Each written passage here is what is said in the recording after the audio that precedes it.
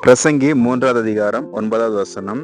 வருத்தப்பட்டு பிரயாசப்படுகிறவனுக்கு அதனால் பலன் என்ன அப்படின்ட்டு வேதம் சொல்லுது.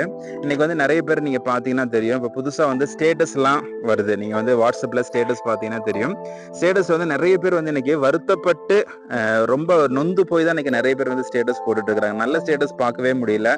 எல்லாருமே சோகமா, என்னடா வாழ்க்கை இது, என் வாழ்க்கையில யாரையுமே நம்ப முடியலையே, எல்லாருமே என்ன கை விட்டுட்டாங்களே அப்படின்ட்டு இன்னைக்கு நிறைய சோகமான ஸ்டேட்டஸ் தான் நம்ம பார்க்க முடியுது.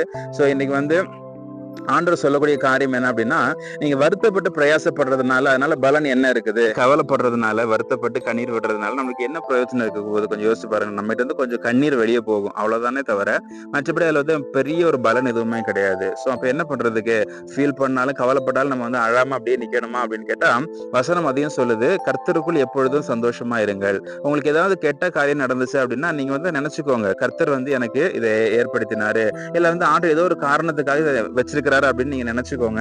நினைச்சுக்கிட்டு அதை நீங்க அப்படியே எடுத்துட்டு போங்களேன். நீங்க உலக பிரகாரமா ஒரு தகப்பனை பாருங்க.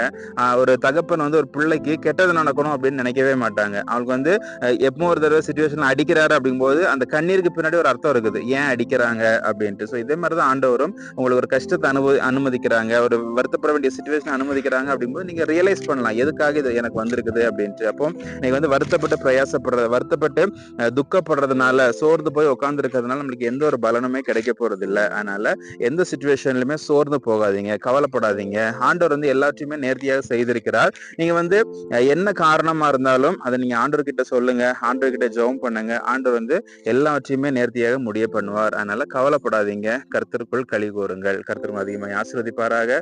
God bless you.